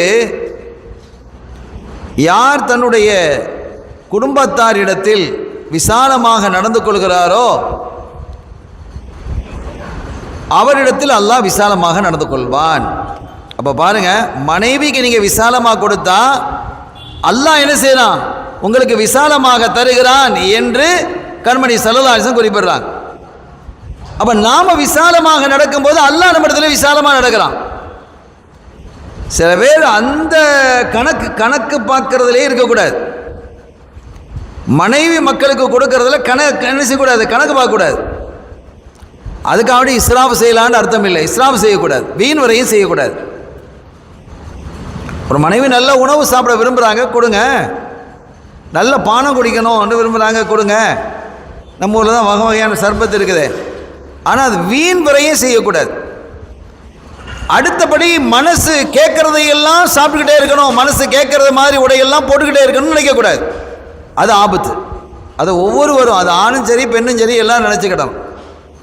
அதே மாதிரி கணவனுடைய வாழ்க்கை, அவருடைய தகுதி என்னங்கிறத புரிஞ்சு அவருக்கு நடந்துக்கிடணும். அவருடைய நிலைமையை புரியணுமா இல்லையா? ஏன்னா போன தடவைலாம் இவ்வளோ தந்தீங்க, இப்போ இப்படி தந்தீங்க. போனது தந்தார், இப்போ தரக்கூடிய நிலையில் இல்லை. வியாபாரம் டல்லாக போய் கிடக்குது, ஈரான் சண்டை, அதனால் இவருடைய தொழில் பாதிக்கப்பட்டிருக்குது. அப்படின்னு வரும்பொழுது என்ன செய்யணும், கொஞ்சம் அட்ஜஸ்ட் பண்ணிட்டு போகணும். அதே மாதிரி பிள்ளைகளையும் என்ன செய்யணும், அட்ஜஸ்ட் பண்ணிக்கிட்டு கொண்டு வரணும். இப்படி தான் இருக்கணும் அப்படிங்கிற பிள்ளைகளை வார்த்தை எடுக்கணும். அதுதான் அழகு, அதுதான் குடும்பம் நல்லா இருக்கும். இல்லைன்னா ஒரே சச்சரவாக இருக்கும். அதற்கு அடுத்தபடியாக என்னன்னா, சில பேர் சொல்கிறது நம்ம பார்த்துருக்குறோம், நான் வீட்டுக்குள்ளே போனேன் அப்படின்னா எல்லாம் கப் சிப் ஆகிடுவாங்க. இவர் வீட்டுக்குள்ளே போய்ட்டால் எல்லாம் கப் சிப் ஆகிடுவாங்களாம். பெருமையாக பேசுகிறது, இது பெருமையாக சிறுமை. வீட்டுக்குள்ளே போனால் எல்லோரும் கலகலப்பாகணும். ஸல்லல்லாஹு அலைஹி வஸல்லம் அவர்கள் வீட்டை விட்டு வெளியில் போயிட்டா, அவர் அவங்க பள்ளிவாசலுக்கு போனாலும் சரி, அல்லது வேறு கடத்தருக்கு எங்கே போனாலும் சரி, அல்லது யுத்த கலங்களுக்கு போனாலும் சரி, வெளியூருக்கு போனாலும் சரி, எப்போ திரும்பி வர மாட்டாங்க அப்படின்னு நாங்கள் எதிர்பார்த்து கொண்டே இருப்போம். அவங்களுடைய வரவை நாங்கள் எதிர்பார்த்து கொண்டு இருப்போங்கிறாங்க. அவங்க வீட்டுக்கு வந்துட்டாலே வீடு தனி அழகு, கலகலப்பாக இருக்கும். அவங்க இல்லாத வீடு ஒரு மாதிரியாக இருக்கும். அப்போ என்ன விளங்குறோம், நம்முடைய மனைவிமார்கள் நம்ம வெளியில் போயிட்டோன்னா எப்போ மாப்பிள்ளை வீட்டுக்கு வருவார் அப்படின்னு எதிர்பார்க்கணும். கொஞ்சம் லேட் ஆகிட்டாலும் பதறணும், ஃபோனை போட்டுடணும். ஆனால் லேட் ஆகிட்டா முதல்ல ஃபோனை போடுறது யார் தான், மாப்பிள்ளை தான் ஃபோனை போடணும். ஆனாலும் ஒரு வேளை அவர் பிஸி ஆகிட்டார், ஏதோ சங்கடத்தில் இருக்கிறாருன்னு ஃபோனை போட்டுடணும். அப்போ இதெல்லாம் என்ன அர்த்தம் அப்படின்னா, குடும்பம் நல்லா இருக்கு, குடும்பம் சந்தோஷமாக இருக்கு, அழகா இருக்கு, மன நிறைவோடு இருக்கிறது என்பதற்கான அடையாளம். எனவே ஸல்லல்லாஹு அலைஹி வஸல்லம் அவர்கள் வீட்டை விட்டு வெளியே சென்று விட்டால் அவர்களுடைய வரவை நாங்கள் எதிர்பார்த்து கொண்டே இருப்போம். எப்போ வருவாங்க நாங்கள் தேடிக்கிட்டே இருப்போம் அப்படின்னு சொல்லுகிறார் இல்லையா? அந்த மாதிரி நம்முடைய வீட்டில் நம்ம வெளியில் போயிட்டால் நம்ம மனைவி அப்படி இருக்கணும். எப்போ வந்துடுவாரோ தெரியலையே, வந்துடுவாரே, வந்தால் பேசுவாரே, திட்டுவாரே, கொள்வாரே. இதுதான் நல்ல குடும்பம் இல்லை. இந்த வம்பு, என் வம்பு பிடிச்சவன்னு அர்த்தம். வந்துட்டு இப்போ வெடி சத்தமால இருக்கும், ஊட ரெண்டாக்கிடுவார், பலாய் வந்துடுமே. அப்படி வீட்டில் ஏதோ ஒன்று நடந்திருக்குன்னு வைங்களேன். ஏதோ பொருளை உடைச்சிருப்பாங்க, பிள்ளைகள் உடைச்சிருக்கும். என்ன வளர்ப்பு, பிள்ளை வளர்ப்பு வளர்க்குறா, பொருளை உடைச்சா அதுக்கான வளர்ப்பில் பெரிய மிஸ்டேக்கா? அதே தான் கை தவறி விழுந்துட்டுச்சு. அவர் ஆசையாக வாங்கி வச்சுருப்பார், கொஞ்சம் கூடுதல் காசு உள்ளதாக இருக்கும், ஏதோ உடஞ்சிருச்சு. இப்போ அப்படி உடைஞ்சா அந்த வீட்டில் இருக்கக்கூடிய அவருடைய மனைவி புள்ள உடைச்சிட்டா அல்லது அவர் உடைச்சிட்டான்னு வைங்க, அந்த மனைவி எப்படி இருக்கணும் அப்படின்னு கேட்டால், அல்ஹம்துலில்லாஹ் இதெல்லாம் என் கணவர் என்ன செய்ய பெருசாக எடுத்துக்கிடவே மாட்டார், புரிஞ்சுக்கிடுவார். அப்படிங்கிற நிலைமைக்கு வந்துட்டா இவர் நல்ல கணவருங்கிறது அர்த்தம். நம்ம எல்லா நிக்காகலையும் குத்துபால ஓதுறதான், ஹைருக்கும் லியஹ்லிஹி வ அன ஹைருக்கும் லியஹ்லி. உங்களில் நல்லவர் உங்களினுடைய குடும்பத்தாருக்கு நல்லவர், உங்களுடைய மனைவிக்கு நல்லவர். உங்கள் மனைவி சொல்லணும் என் கணவன் நல்லவன் அப்படின்னு சொல்லணும். அப்படின்னா என்ன அர்த்தம்? ஒரு பிரச்சனைகள் ஏற்பட்டாலும் கூட அதை அட்ஜஸ்ட் பண்ணி போவார், சங்கடப்படுத்த மாட்டார், வேதனைப்படுத்த மாட்டார், துன்பப்படுத்த மாட்டார். சொல்லி சொல்லி சொல்லி குத்தி குத்தி குத்தி குத்தி காட்ட மாட்டார். சில பேர் சொல்லிக்கிட்டே இருப்பான், எப்பமாவது ஒன்று செஞ்சுருப்பா இவா, அதையே போட்டு உருட்டி கிடப்பான். தெரியாதா நீ அப்படி சொன்னிய, நீ அப்படி செஞ்சிய, உங்கள் அம்மா வீட்டுக்கு அதை கொடுத்து விட்டிய, இதையே சொல்லிக்கிட்டே இருக்கிறது. இது நல்ல கணவன் இல்லைங்கிறாங்க ஸல்லல்லாஹு அலைஹி வஸல்லம். மனைவியை திருப்திப்படுத்து, மனைவியை சந்தோஷப்படுத்துங்கிறாங்க. குடும்பத்தை அழகாக்கிடணும், வீட்டுக்கு போகிறதுக்கே நமக்கு சந்தோஷமாக இருக்கணும். அதே மாதிரி ஒரு கணவன் வீட்டை விட்டு வெளியில் வந்துட்டான், தொழில் துறையில் இருக்கிறான், வியாபாரத்தில் இருக்கிறான், கொடுக்கல் வாங்கல இருக்கும், கடன் விஷயங்கள் இருக்கும், அவனுக்கு கடன் கொடுக்க வேண்டியது இருக்கும், அல்லது அவன் யாருக்காவது கடன் கொடுக்க வேண்டியது இருக்கும். இதெல்லாம் இருக்குமே இல்லையா? ஒரு டியூ முடிகிற தருவாயில் இருக்கும், காசு கொடுக்க வேண்டிய கட்டாயத்தில் இருப்பான், காசு கையில் இருக்காது. இப்படி எத்தனையோ பிரச்சனைகள் இருக்கும். அதோடு அவன் வீட்டுக்கு வருவான். அப்போ அவனோட கனிவாக நீங்கள் நடந்துக்கங்க. ஏங்க அதை வாங்கிட்டு வந்தீங்களா, இதை வாங்கிட்டு வந்தீங்களா, அங்கே போட்டு கேட்டுக்கிட்டீக்காத. அப்போ ஒரு பெண் எப்படி நடந்துக்கிடணும்?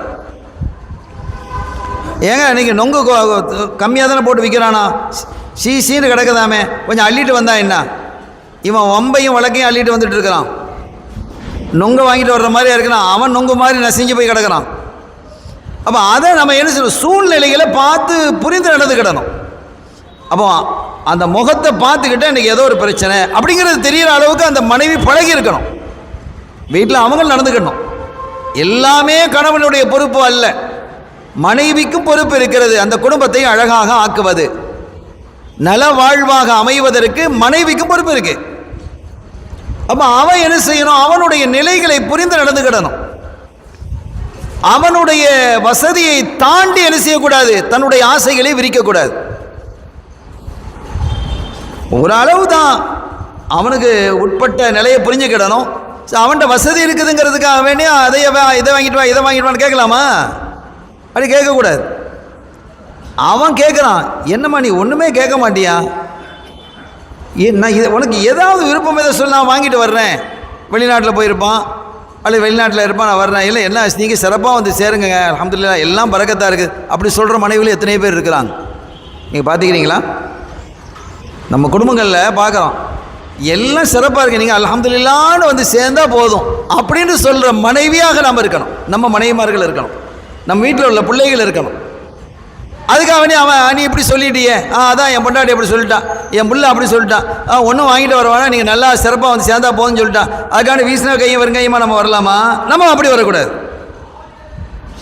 நம்ம என்ன செய்யணும்? பிள்ளைகளுக்கான ஸ்வீட் எதாவது வாங்கிட்டு வரணும், ட்ரெஸ்ஸை எதாவது வாங்கிட்டு வரணும், ஒரு மனைவிக்கான ஒரு புடவையை வாங்கிட்டு ஒரு சந்தோஷப்படுத்துறது, இதெல்லாம் இபாதத். ஸல்லல்லாஹு அலைஹி வஸல்லம் அவர்கள் வீட்டை விட்டு வெளியில் போனால் பிள்ளைகளுக்காக ஸ்வீட் வாங்கிட்டு வருவாங்கன்னு இருக்குது, பிள்ளைகளுக்காக இனிப்புகளை வாங்கிட்டு வருவாங்கன்னு இருக்குது.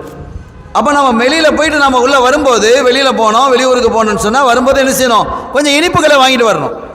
அது சுன்னத்து. பிள்ளைகளுக்கு பொதுவாக எல்லா பெரும்பாலான பிள்ளைகளுக்கு இனிப்புண்டா பிடிக்கும் இல்லையா? உரப்புங்கிறதை விட இனிப்புங்கிறது குழந்தைகளுக்கு பிடிக்கக்கூடிய ஒரு விஷயம். அப்போ அந்த இனிப்புகளை வாங்கிட்டு வருவாங்க ஸல்லல்லாஹு அலைஹி வஸல்லம். இதெல்லாம் குடும்பம் அழகாக இருக்கும். ஒரு ஹதீஸை நான் படித்தேன். ஆஷூரா தினத்தன்று, ஆஷூரா இப்போ முடிஞ்சு போயிடுச்சு, இனி அடுத்த வருஷம் வரும், அல்லாஹ் ஹயாத்தை நீளமாக்கி போடட்டும். ஆஷூரா தினத்தன்று யார் தன்னுடைய குடும்பத்திற்கு தாராளமாக கொடுக்கிறாரோ அவருடைய வாழ்வில் அல்லாஹ் பரக்கத் செய்யறான்னு ஹதீஸ் இருக்கு ஆஷூரா அன்னைக்கு. அப்போ இந்த மாதிரி இருக்கும்போது, அப்போ அந்த ஆஷூரா அன்னைக்கு ஒருத்தருக்கு பெருசாக வசதி இல்லை, ஒரு சின்ன ஒரு பொருளை வாங்கி கொடுங்க. ஒரு சின்ன ஒரு பொருளை நீங்கள் என்ன செய்யுங்க, வாங்கி கொடுங்க. ஒரு சின்ன ஏதாவது ஒரு தேவையான பொருள்களை வீட்டுக்கு வாங்கி வைங்க, மனைவிக்கு வாங்கி கொடுங்க, பிள்ளைகளுக்கு வாங்கி கொடுங்க. அவருடைய தகுதிக்கு தகுந்தவர், அவர் தகுதி என்னவோ அது அவருக்கு தெரியும் தானே, அவருடைய தகுதிக்கு தகுந்தவர் அதை செய்யணும். இப்படி செய்வதன் மூலமாக அந்த குடும்பம் பரக்கத்தாகவும் இருக்கும். ஏன்னா ரசூலே சொல்லிட்டாங்க, அவருடைய வாழ்வில் பரக்கத்தை செய்வான்னு ரசூல் ஸல்லல்லாஹு அலைஹி வஸல்லம் சொல்றாங்க. எனவே அதை நாம் செய்யும்போது அதில் நம்ம அபிவிருத்தி கிடைக்கிறது, அழகு ஏற்படுகிறது, குடும்பத்தில் சந்தோஷம், மன நிறைவு ஏற்படுகிறது. இதே மாதிரி இன்னொன்று என்னன்னா, ஒன்றாக உட்கார்ந்து சாப்பிடணும். இப்போ நிறைய வீடுகள் எப்படி இருக்குது, ஹோட்டல் மாதிரி இருக்குது. அவன் வந்தால் அவன் சாப்பிட்டு போகிறான், இவன் வந்தால் இவன் சாப்பிட்டு போகிறான். இது வீடா? இது ஹோட்டல். ஹோட்டல் எல்லாரும் யார் வர்றானோ அவன் சாப்பிட்டுட்டு போயிட்டே இருப்பான், காசை கொடுப்பான், போயிட்டே இருப்பான். அதே மாதிரி ஒரு மாதம் என்ன செய்கிறாரு, அந்த மாத படியை கொடுக்குறாரு, டெய்லி வருவார், அவர் சாப்பிடுவார், சாப்பிட்டு போவார், படுப்பார், தூங்குவார். இது ஹோட்டல், வீடு அல்ல. வீடுனா என்ன செய்யணும், எல்லாரும் ஒன்றா உட்காந்து சாப்பிடணும். பெரும்பாலும் ஒரு அவசரம், ஒரு பசி, அவசரமாக போக வேண்டியிருக்குது, பிள்ளைகள்லாம் சாப்பிட வேண்டியதில்லை, ஒரு அவசரம் பயணம் போக வேண்டியிருக்குது, 7 மணி 7:30 மணிக்கே நைட்டில் சாப்பிட வேண்டியது இருக்குது, 8 மணிக்கு வர பயணம், பஸ்ஸு ட்ரெயின் இருக்குது, செந்தூருக்கு போகணும், அப்படிங்கெல்லாம் நிலை வருதுன்னு வைங்களேன். அப்போ அவர் முன்னால் சாப்பிட்டு போவார், அது ஒன்றும் பிரச்சனை இல்லை. பசிச்சா தானே சாப்பிட முடியும். ஒன்றாக இருக்கக்கூடிய காலங்களில், ஒன்று போல இருக்கக்கூடிய ஊரில் ஒன்றா இருக்கக்கூடிய காலங்களில் எல்லாரும் ஒரே சுஃப்ராவில் உட்காந்து சாப்பிடணும். இன்னும் அதை தாண்டி வாரத்தில் ஒரு நாளாவது ஒரே சகனில் சாப்பிடணும். சாப்பிட்டு பாருங்கள், அதில் பரக்கத்து இருக்குதுங்கிறாங்க. வாழ்க்கையில் எல்லாம் பரக்கத் செய்வான். வீட்டில் ஒரு பரக்கத்தா இல்லை அப்படின்னு எத்தனை பேர் சொல்கிறாங்களா இல்லையா? வீட்டில் பரக்கத்து இல்லை, கஷ்டமாக இருக்குது, துன்பமாக இருக்குது. அப்படியே ஒரு தட்டில் சாப்பிட்றா, நீ உன் பொண்டாட்டியும், அதில் ஒரு சகன் எடுத்து வச்சுக்கோ, உன் பொண்டாட்டி நீ பிள்ளை எல்லாம் ஒன்றா சாப்பிடுங்க, எப்படி இருக்குன்னு பாருங்கள். அப்போ ஏன்னா ஸல்லல்லாஹு அலைஹி வஸல்லம் நம்ம அதீதுகளில், கல்யாண வீடுகளில் அந்த வாழ்த்துறைகள்லாம் பேசுகிறோம். ஸல்லல்லாஹு அலைஹி வஸல்லம் அவங்களும் ஆயிஷா நாயும் ஒரு தட்டில் சாப்பிட்றாங்க. சாப்பிடும்போது என்ன செய்கிறாங்க, ஆயிஷா நாய் நம்ம ஊரில் கறி இப்படி இருக்கும், ஒரு கீழக்கரில் பார்த்தீங்களா பெரிய துண்டாக இருக்கும். சில ஊர்களில் அந்த ஊர் ஸ்டைலில், இன்னும் சில ஊர்கள் இருக்குது சின்ன சின்ன பொடிசாக தான் இருக்கும். கறியில் இன்னும் ஒரு 5 கிராம் 10 கிராம் மாதிரி போடுவாங்க பொடிசா, அதை விட சின்னதாலாம் இருக்கும், பொடி தான் போடுவாங்க. அது ஒவ்வொரு ஊரில் ஒரு ஸ்டைல். அப்போ இங்கே என்ன செஞ்சுருக்கிறாங்க, ஸல்லல்லாஹு அலைஹி வஸல்லம் வாழ்க்கையை நம்ம பார்க்கும்போது ஒரு துண்டு இருந்திருக்குது. அப்போ அது ஒரு பெரிய துண்டாக இருந்திருக்கலாம். ஆயிஷா நாயகி ரலியல்லாஹு தஆலா அன்ஹா அந்த துண்டை எடுத்து கடிக்கிறாங்க, கடிச்சிட்டு கீழே வைக்கிறாங்க. ஸல்லல்லாஹு அலைஹி வஸல்லம் அந்த துண்டை எடுத்து கடிக்கிறாங்க. அதுவும் ஆயிஷா நாயகி எங்கே வாய் வச்சு கடிச்சாங்களோ அங்கே கடிக்கிறாங்க. என்ன விளங்குறோம், ஒருத்தர் வாய் வைத்து விட்டு அவர் கீழே வச்சா அதில் இன்னொருத்தர் ஒரு மோமி இன்னொருத்தர் வாய் வைக்கிறது ஒன்றும் குறை இல்லை, அது நோயெல்லாம் கொண்டு வராது, அது ஷிஃபாங்கிறாங்க. அப்படி தான் நம்ம இருந்தோம். இப்போ இப்போ பாட்டில் தண்ணியை குடிக்கிறோம், அதுக்கு முன்னால் பக்கெட் தண்ணி இருந்தது, அதுக்கு முன்னால் என்ன இருந்தது, களைய தண்ணி தானே இருந்தது. ஒரு களையம் தானப்பா இருக்கும். எல்லா கல்யாண வீடுகள்லாம் என்ன செய்வாங்க, களையம். இந்த பயணிக்கு கெட்டுறானா இல்லையா, அந்த களையம் தானே வீடுகளுக்கு இருந்தது தண்ணி குடிக்கிறதுக்கு. ரொம்ப காலம் இல்லையே, 50-60 வருஷமாக போயிட்டு இல்லையே, ஒரு 10-20 வருஷத்துக்கு முன்னால் எல்லா வீடுகள்லையும் களையம் சிட்டி தானே இருந்தது. இப்போ தானே சில்வர் வந்துடுச்சு, எவர் சில்வர். அப்போ அந்த களையத்தில் என்ன செய்யும், தண்ணி வச்சுருப்பாங்க. அது சாணுக்கு அப்போ 3 பேர், இப்போ 2 பேர் ஆகிட்டு, இப்போ ஒத்தாள் சாணு வேற கூடிக்கிட்டு இருக்குது. அப்போ 2 பேர் சாப்பிடும்போது, 3 பேர் சாப்பிடும்போது அந்த ஒரு களையத்தில் உள்ள தண்ணி தான் வாய் வச்சு 2 பேரும் 3 பேரும் குடிப்பான். அப்போ நோய் இருந்ததா? இல்லை.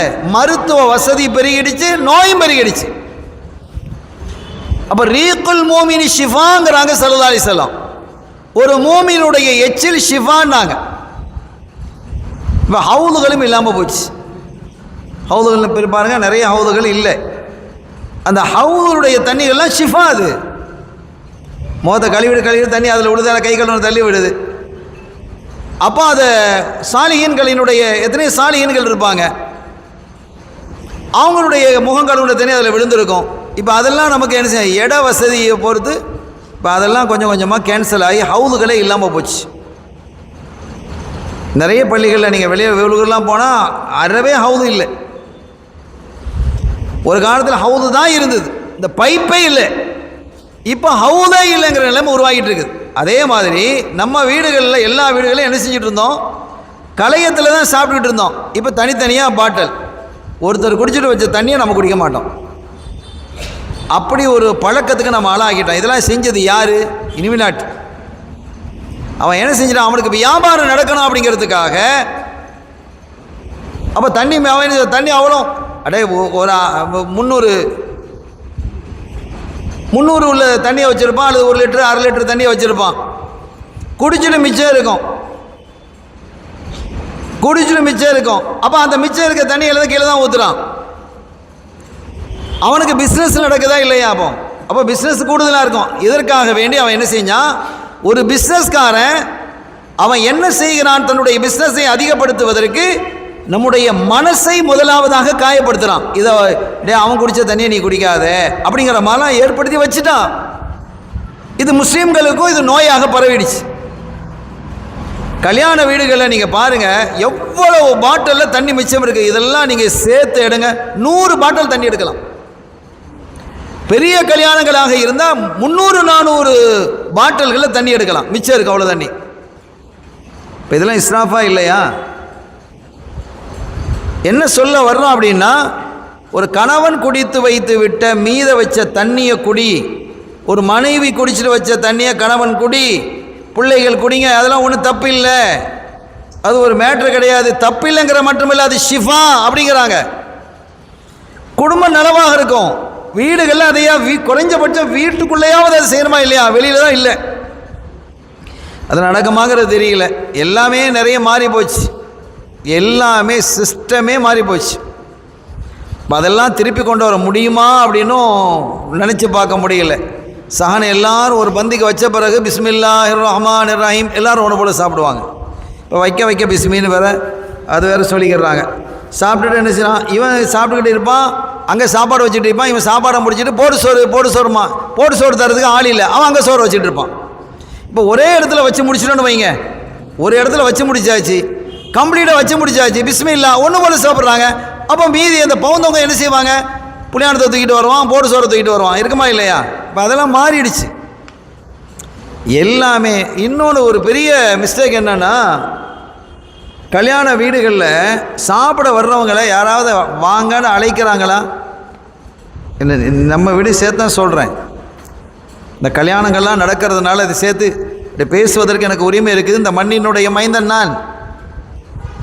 கல்யாண வீடுகளில் முன்னால் என்ன செய்வாங்க நீங்கள் பார்த்துக்கிறீங்களா? கல்யாணம் முடிஞ்சிட்டா மாப்பிள்ளை கைப்பிடிச்சி விட்டுட்டு நேராக வந்து என்ன செய்வார், பந்தியில் வாசலில் நிற்பார். மாப்பிள்ளையே நின்று என்ன செய்வார், வாங்க வாங்க வாங்கன்னு கூப்பிடுவார். மாப்பிள்ளை வாப்பா அவங்களாம் வாசல் நின்று கூப்பிடுவாங்க, வாங்க வாங்கன்னு சாப்பிட கூப்பிடுவாங்க. இன்றைக்கி யாரும் கூப்பிட்றதில்ல, யார் வர்றான்னு தெரியாது, யார் போகிறான்னு தெரியாது, வந்தானா போனால் முடிஞ்சு போச்சு, அவ்வளோதான். அந்த சிஸ்டமே மாறிடுச்சு. சரி, இது கல்யாணத்தை சம்மந்தமாக நம்ம பேசுகிறது, நம்ம அதை பேச வரல, பேசக்கூடிய இடத்துல இது ஞாபகத்துக்கு வந்ததுனால இது சொல்லி வைக்கிறேன்.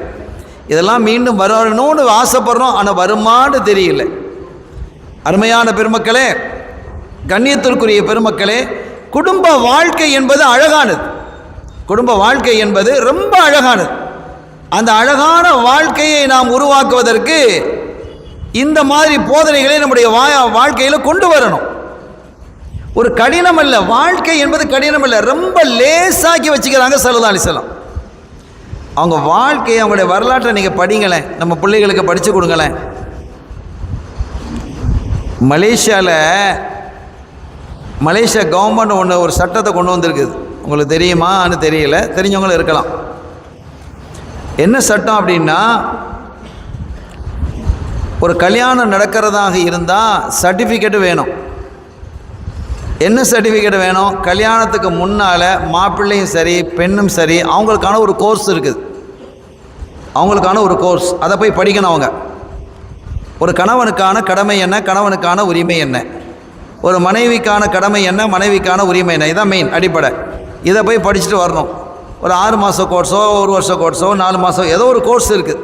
ஒரு 6 மாதம்னு வைங்களேன். 6 மாதம் படித்து அந்த சர்டிஃபிகேட்டை அவங்க வாங்கிட்டு வந்தால் தான் இந்த காலி நிக்கா செஞ்சு வைப்பார், ஹத்தீப் நிக்கா செஞ்சு வைப்பார். பள்ளியிலேருந்து இப்போ தஃப்தரை தருவாங்க, இல்லைடா வராது. அந்த கோர்ஸ் அவங்க படிக்கணும், வாழ்க்கைங்கிறத படிக்கணும். உண்மையிலேயே இது ரொம்ப இன்றைக்கி அவசியம். இப்போ சைக்கிள் ஓட்டுறதாக இருந்தாலும் கூட அதுக்கு ஒரு பயிற்சி வேணுமா இல்லையா? சும்மா எடுத்தோடனே சைக்கிள் ஓட்டிடுவாரா? சைக்கிள் தானே ஏறி சும்மா இது வரைக்குமே சைக்கிள் ஓட்டாத ஒரு ஆழத்துக்கு மேலே ஏற்றுங்கலாம் பார்க்கலாம். அப்போ அதுக்கு ஒரு பயிற்சி இருக்குதா இல்லையா? ஒரு படிப்பு இருக்கா இல்லையா? பைக் ஓட்டுறதா இருந்தால், கார் ஓட்டுறதா இருந்தால் அதற்குன்னு ஒரு பைப்பு, அதுக்கு பயிற்சி, அதற்கான ஒரு சர்டிஃபிகேட்டு, லைசன்ஸ் எல்லாம் இருக்குல்ல. வாழ்க்கை என்ற இந்த ஒன்றுக்கு எந்த படிப்பும் தேவையில்லை. சும்மா அவன் படிச்சிருப்பான், ஆனால் வாழ்க்கைங்கிறது வேற. அதை எப்படி வாழணும்னு அவன் படிச்சிருக்க மாட்டான். அவர் பெரிய பட்டங்கள்லாம் வாங்கியிருப்பார். அவர் கல்யாண கார்டில் போட்டாலே 2 வரிக்கு பட்டம் இருக்கும். அப்போ அவர் வாழ்க்கையை தெரிந்து கொண்டாரா? அந்த வாழ்க்கை எப்படி இருக்குங்கிறத புரிஞ்சுக்கிட்டாரா? ஒரு மனைவியோட எப்படி நடக்கணும், அவளுடைய உரிமைகளை இவர் விளங்கி கொண்டாரா? இதெல்லாம் புரியணுமா இல்லையா? அப்போ நம்ம என்ன செய்யணும்? நம்ம என்ன இதன் மூலமாக நான் என்ன சொல்ல வர்றேன் அப்படின்னு நீங்கள் கேட்டிங்கன்னா, கல்யாணம் முடிக்கிறதுக்கு முன்னால் ஒவ்வொரு ஆணும் ஒவ்வொரு பெண்ணும் இது சம்பந்தமாக சில உலமாக்களை அணுகி, நம்ம ஊரில் உள்ள எத்தனை உலமாக்கள் அவங்கவுங்களுக்கு பழக்கமான நெருக்கமான விருப்பமான உலமாக்கள் இருப்பாங்க இல்லையா, அவங்கள்ட்ட போங்க, நாங்கள் எப்படி நடந்துக்கிடணும் அப்படிங்கிறத ஒரு 2-3 நாளாவது ஒரு கோர்ஸ் எடுங்க. ஒரு 2-3 நாள், 24 மணி நேரம் இருக்க சொல்ல, 1 மணி நேரம் ஒரு 3 நாள், மிஞ்சி போனால் ஒரு வாரம் ஒரு கோர்ஸ் எடுச்சிங்க. ஒரு கனவு போய் எடுங்க. அல்லது எத்தனையோ மஹல்லாக்கள் இருக்குது, எத்தனையோ சங்கங்கள் இருக்குது. புதிய திருமணத்தை ஏற்கும் தம்பதிகளுக்கான வழிகாட்டுதல் பயிற்சி வகுப்புகள் நடத்தப்படணும், ஏற்பாடு செய்யுங்க. இப்போ இதுக்கு ஊரில் தலாக் அதிகமாகிடுச்சு, என்ன செய்யணும்னு கேட்குறீங்களா இல்லையா? நான் சொல்கிறேன், எத்தனை சங்கங்கள் வைத்திருக்கிறது, வழிகாட்டுதல் நிகழ்ச்சிக்கு நாங்கள் நடத்துகிறோம், பயிற்சி கொடுக்குறோம். புதிதாக ஏற்கக்கூடிய அந்த கணவன் மனைவிகளுக்கான, அந்த புதிதாக இருக்கிற தம்பதிகளுக்கான பயிற்சி நாங்கள் தரதுக்கு தயாராக இருக்கிறோம். கொண்டு வாங்க. குடும்பங்கள் அழகாக இருக்கணும். இந்த முசீபத்துகள் நம்மை ஊரை விட்டும் கொஞ்சம் கொஞ்சமாகவாது குறையணும். இந்த மாதிரி நிலைகள் எல்லா குடும்பங்களும் சந்தோஷமும் மனநிறைவும் உள்ளதாக அது மாறணும். விட்டு கொடுக்கக்கூடிய மனப்பான்மையோடு வளரணும். மனைவி இடத்துல போய் கௌரவம் பார்க்கக்கூடாது, மனைவி இடத்துல போய் கெத்து காட்டக்கூடாது, மனைவி இடத்துல சரண்டர் அடையும். இதுதான் வாழ்க்கையினுடைய வெற்றிக்கான அடிப்படை என்பதை இந்த நேரத்தில் நான் உங்களுக்கு தெளிவுபடுத்திக் கொள்கிறேன். சங்கைக்குரிய பெருமக்களே, அல்லாஹ் விரும்பிய வாழ்க்கையை நம்ம வாழணும். நம்ம ஒரு கட்டத்தில் நீங்கள் உலகத்தில் உள்ள அத்தனை செலவழித்தாலும் 2 இதயங்களை ஒன்றுபடுத்த முடியாது. அல்லாஹ் சொல்கிறான், இதயங்களை ஒன்றுபடுத்துறது யாரு அப்படின்னு சொன்னால் நான் தாங்கிறான் அல்லாஹ், நான் தான். அப்போ அல்லாஹ் ஒன்றுபடுத்தணும்னு சொன்னால் நம்ம அல்லாஹ் ரசூல் சொன்னதை கேட்கணுமா இல்லையா? அல்லாவும் அவருடைய திருத்தூதர் கண்மணியா முஹம்மது ரசூலுல்லாஹி ஸல்லல்லாஹு அலைஹி வஸல்லம் அவர்கள் சொன்னதையும் நம்ம வாழ்க்கையில் கொண்டு வந்தோன்னு சொன்னால் அந்த இதயங்களை அல்லாஹ் என்ன செஞ்சிடுவான், ஒன்றுபடுத்தி விடுவான் என்பதை இந்த நேரத்தில் கூறிக்கொண்டு, எல்லாம் வல்ல ரப்புல் ஆலமீன் அல்லாஹ் ஜல்ல ஷானஹு வ தஆலா நம் குடும்ப வாழ்வை அழகானதாகவும் சிறப்பானதாகவும் ஆக்கி வைத்து, அல்லாஹ்வுக்கும் ரசூலுக்கும் பொருத்தமானதாக ஆக்கி வைத்து, நம் குடும்பத்திலே வாழக்கூடிய அந்த மக்களுக்கு மத்தியிலே அன்பையும் பாசத்தையும் நேசத்தையும் தந்து, எல்லா குடும்பமும் சிறப்பாகவும் சந்தோஷமாகவும் மனநிறைவோடும் வாழ்வதற்கு வல்ல அல்லாஹ் தௌஃபீக் செய்வானாக. நம்ம எல்லோரையும் பொருந்திக் கொள்வானாக. இந்த மஜ்லிஸை கபூல் செய்வானாக. நம்முடைய பாவங்களை மன்னிப்பானாக. நம்முடைய குறைகளை மறைப்பானாக. எல்லா விதமான கொடிய நோய்களை விட்டும் அல்லாஹ் நம்மை பாதுகாப்பானாக. ஆரோக்கியத்தோடு வாழ்வதற்கான தௌஃபீக்கை தருவானாக. புனிதமான ஹஜ் உம்ரா செய்யக்கூடிய பாக்கியத்தை தருவானாக. கண்மணி முஹம்மது ரசூலுல்லாஹி ஸல்லல்லாஹு அலைஹி வஸல்லம் அவர்களுடைய ரவுலா ஷரீஃபுக்கு செல்லக்கூடிய பாக்கியத்தை அடிக்கடி நமக்கு தந்தருள் பாலிப்பானாக. அவர்களை கனவிலும் நனவிலும் காணக்கூடிய பாக்கியத்தை அல்லாஹ் எனக்கும் உங்களுக்கும் நம்மை சார்ந்தவர்களுக்கும் நசீபாக்கி வைப்பானாக. பிஹக்கி ஹபீபிஹி ஸல்லல்லாஹு அலைஹி வஸல்லம் எல்லாம் வல்ல அல்லாஹ்வின் அருளையும் ஸல்லல்லாஹு அலைஹி வஸல்லம் ஷஃபாத்தையும் பெறுவோமாக.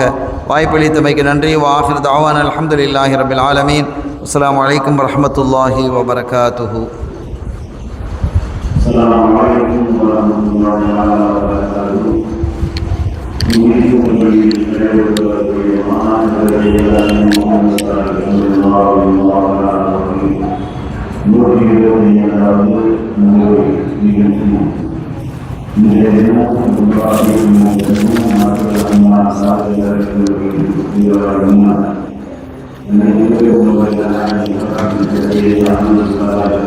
மாதிரி அவர்களால் நல வாழ்வு என்ற தலைப்பில் சன்மார்க்க பேரரை நிகழ்த்தப்பட்ட மஜ்லிஸ் இனிதே நிறைவேறும் தருவாயில் உள்ளது. அல்ஹம்துலில்லாஹ். இன்ஷா அல்லாஹ் நாளை தினம் பேணுதலான வாழ்க்கையின் முன்னோடிகள் என்ற தலைப்பில் மாதரத்துல் காதிரியா சன்மார்க்க சபையின் கண்ணியத்திற்குரிய பேராசிரியர் மௌலவி அல்ஹாஜ் கே முகமது அஸ்வர் ஆலிம் அவர்கள் அஸ்ரஃபி அவர்களால் சன்மார்க்க பேரரை நிகழ்த்த இருக்கின்றார்கள். எனவே பெருமக்கள் மஜ்லிஸ்க்கு முற்கூட்டியே நற்பயன் அடைய அன்புடன் அழைக்கின்றோம். அஸ்ஸலாமு அலைக்கும் வரஹ்மத்துல்லாஹி தஆலா வ பரகாத்துஹு. அல் ஃபாத்திஹா.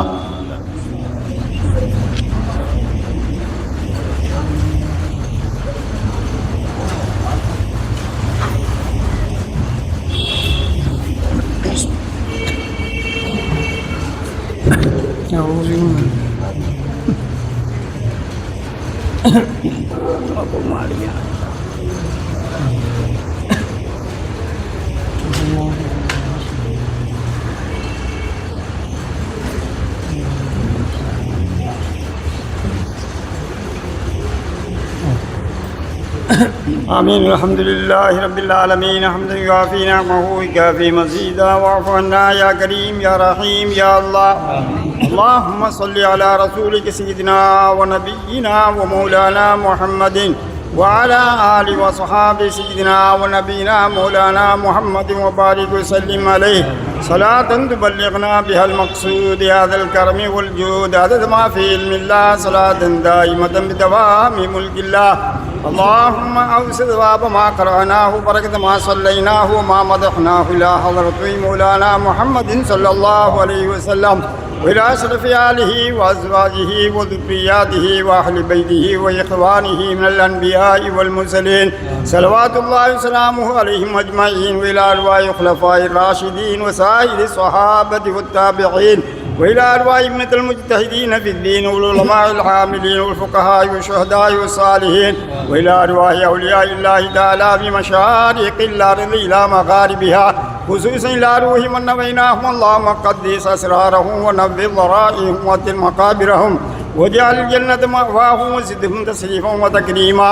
اللهم انفعنا بمحبتهم وبعلومهم في الدارين. ثم إلى روح من نويناه اللهم اغفر له ورحمه إلى أرواح آبائنا وأمهاتنا وإخواننا ومن له حق علينا ولجميع أمة سيدنا محمد صلى الله عليه وسلم.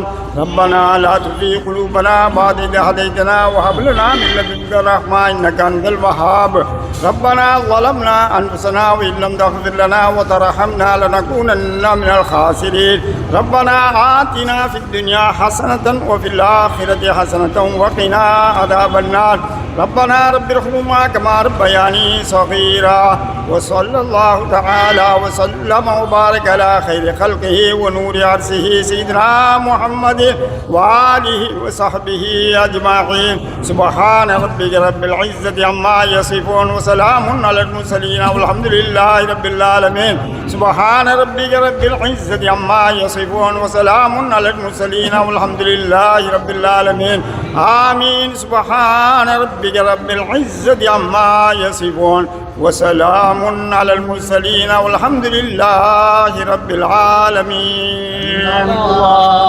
وعلى محمد صلى الله عليه وسلم. صلى الله على محمد صلى الله عليه وسلم. صلى الله على محمد يا ربي صل عليه وسلم.